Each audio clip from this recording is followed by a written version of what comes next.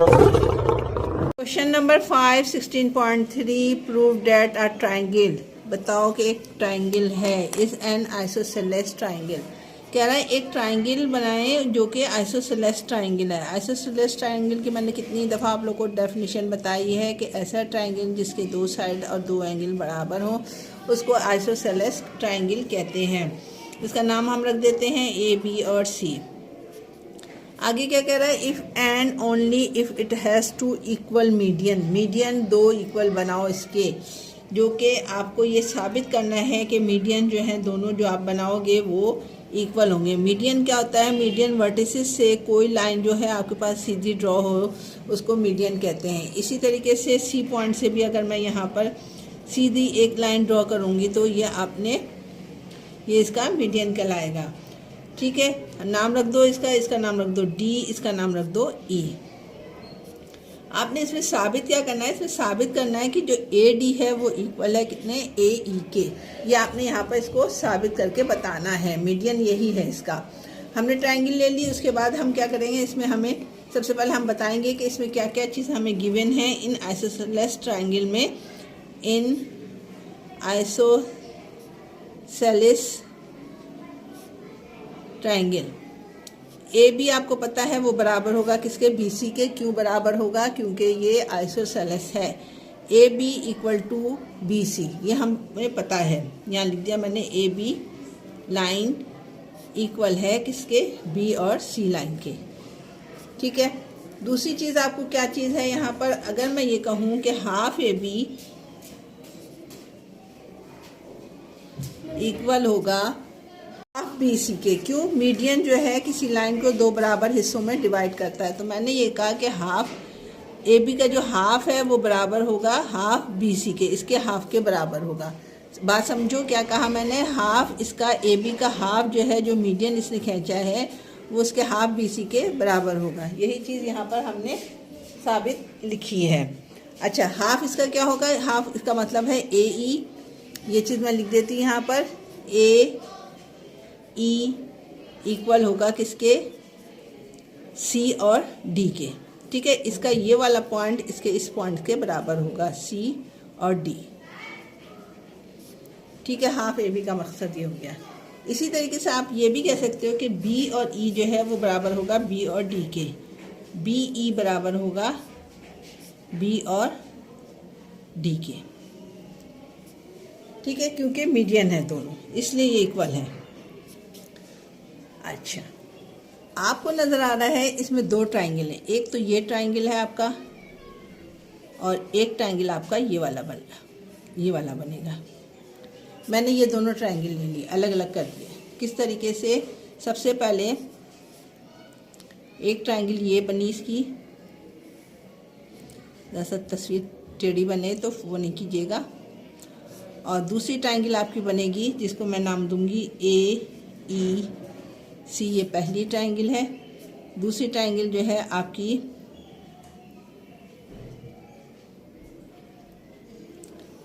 ये वाली ले लो, इसको नाम दूंगी मैं ए डी और सी। कौन कौन सी ली मैंने, देखो सवाल में समझो। ए डी सी, ये वाली एक ट्रायंगल ली, ये और दूसरी ट्रायंगल मैंने ये ली ए ई और सी। ठीक है, दोनों जो है मिड पॉइंट्स वाले जो है एंगल हैं वो मैंने लिए हैं यहाँ पर। अच्छा जी, अब हम कंपैरिजन करते हैं। जिस तरीके से हम प्रूफ करते हैं, यहाँ पे मैं लिखूँगी स्टेटमेंट, यहाँ रीज़न। ट्रायंगल कौन कौन सी कर रहे हैं हम, ट्रायंगल लिया मैंने ए ई सी, ए सी ई ले लो, सी ई को हम क्रॉसपॉन्ड करेंगे ट्रायंगल ए सी डी। ठीक है, चलिए सबसे पहले हमने ऊपर क्या बताया कि ए ई जो है वो बराबर है किसके, सी डी के। ये अभी हमने ऊपर बता चुके हैं। यही चीज़ मैंने लिखा यहाँ पे, मैंने लिखा ए ई कॉन्जुगेट्स है लाइन सी और डी की। ठीक है, क्यों, क्योंकि इसने बिकॉज मीडियन है ये। दूसरा, इस वाली फिगर में देखो AC लाइन बराबर होगा AC लाइन के, क्योंकि ये दोनों एक ही हैं लाइन। यहाँ पर हमने दोनों ट्रायंगल में है तो यहाँ हमने लिखा है AC लाइन कॉन्जुगेट्स है AC लाइन के। क्यों? कॉमन साइड है। ठीक। अच्छा, आपको पता है दोनों में एंगल भी हमने कहा था एंगल बराबर होंगे, दोनों में कॉमन एंगल भी है, कॉमन एंगल A और एंगल B। एंगल A इसका एंगल और दूसरा वाला ये वाला एंगल दोनों आपस में इक्वल होंगे, क्योंकि दोनों का नाम ही एक है, कॉमन है। तो यहाँ पर हमने लिखा कि एंगल A कॉन्जुगेट्स है एंगल A के, कॉमन एंगल।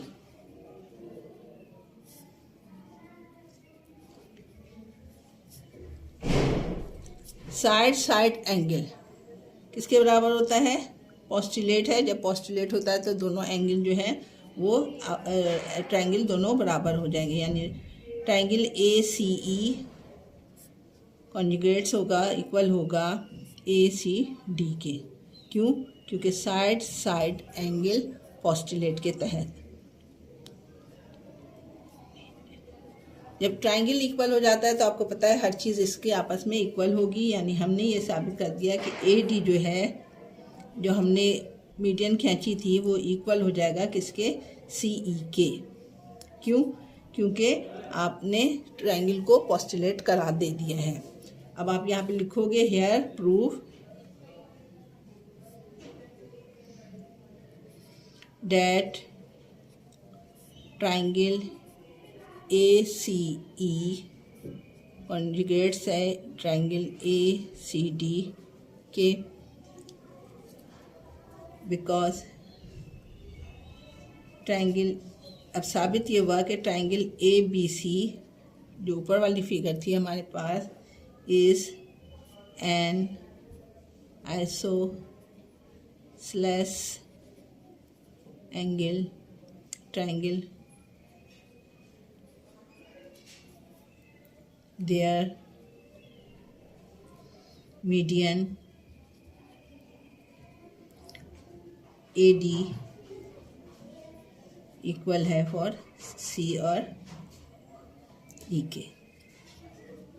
यही हमें प्रूफ करना था कि जो इसके मीडियन से वो दोनों इक्वल हैं, उनकी जो है जितनी भी लेंथ है दोनों की वो इक्वल है। क्वेश्चन नंबर 5 यहाँ पर कंप्लीट हो गया। मूव ऑन होते हैं क्वेश्चन नंबर 6 की तरफ। क्वेश्चन नंबर 6 है proof that the diagonals of a parallelogram bisect of each other. Parallelogram आपको क्या बताया था? एक काइंड होती है किसकी? रेक्टेंगल की, जिसके दो साइड आपस में बराबर होते हैं, आमने सामने के और इधर उधर के दोनों।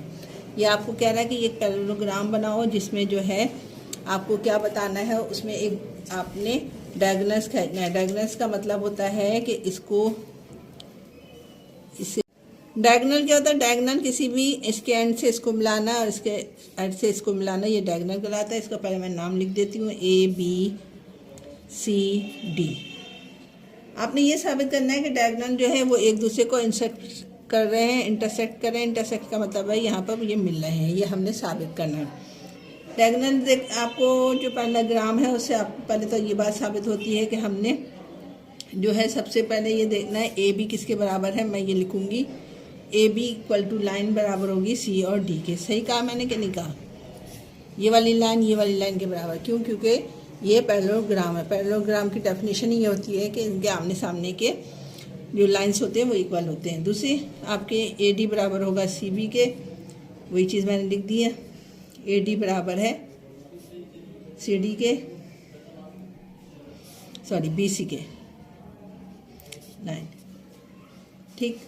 अच्छा, OA बराबर होगा किसके? OC के,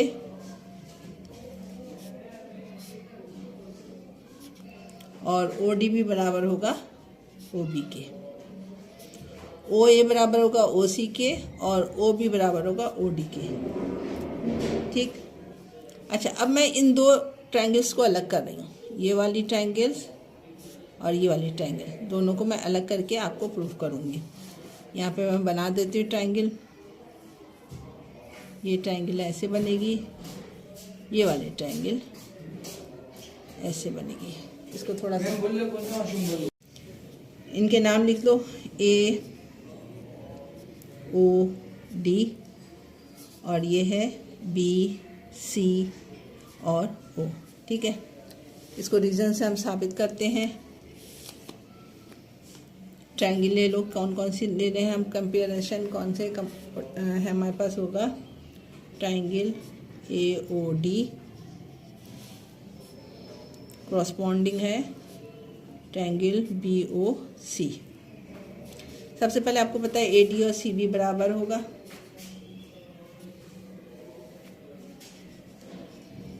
AD लाइन कॉन्जुगेट्स होगा BC के, ये वाली लाइन इसके बराबर है। ठीक है, ये हमने ऊपर साबित की है। अच्छा जी, इसमें आप देखो यहाँ पर एंगल 1 बराबर होगा इसके एंगल 2 के। ठीक है ना, और इसका एंगल 3 इसके एंगल 4 के बराबर होगा, क्योंकि ये रेक्टेंगल है। रेक्टेंगल के एंगल्स भी आपस में बराबर होते हैं। यहीं हमने यही लिखा है, एंगल 1 कॉन्जुगेट्स है एंगल 2 के और एंगल 3 कॉन्जुगेट्स है एंगल 4 के। क्यों? क्योंकि ये तो हमारे पास गिवन था, यहाँ मैंने गिवन लिखा, यहाँ पर मैंने लिखा अल्टरनेट इंटरनल एंगल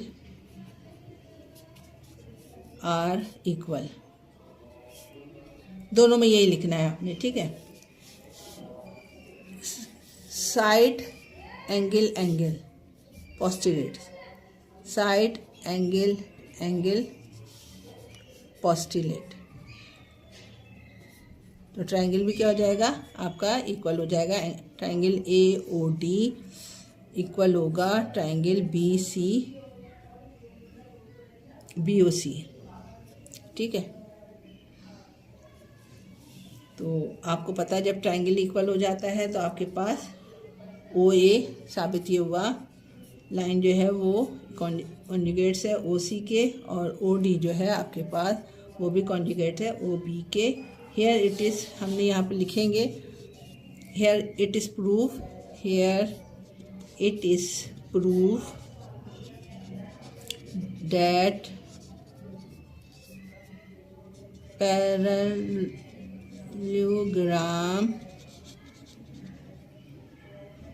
बाइसेक्ट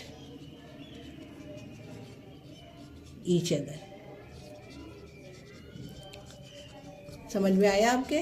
यहाँ पर ये एक्सरसाइज भी कंप्लीट हो गई, क्वेश्चन भी कंप्लीट हो गया। हमें यही साबित करना था कि जो भी है वो इंसेक्ट कर रही है यहाँ पर, जो हमने प्रूफ करके दिखा दिया है। ये क्वेश्चन यहाँ पे कंप्लीट हो गया और 16.3 की एक्सरसाइज भी यहाँ पे कंप्लीट हो गई है। उम्मीद करती हूँ आपकी समझ में आ गया होगा। अपना बहुत ख्याल रखिएगा। कोई चीज़ समझ में ना आए तो मुझसे पूछ लीजिएगा इनबॉक्स में, और प्रिपरेशन करें इम्तहानों की।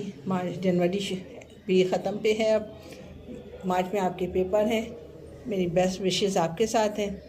अल्लाह ताला आप लोगों को कामयाबी करे अच्छे नंबरों से। अपना बहुत ख्याल रखिएगा। इंशाल्लाह नेक्स्ट वीडियो के साथ फिर मुलाकात होगी। अल्लाह हाफिज़।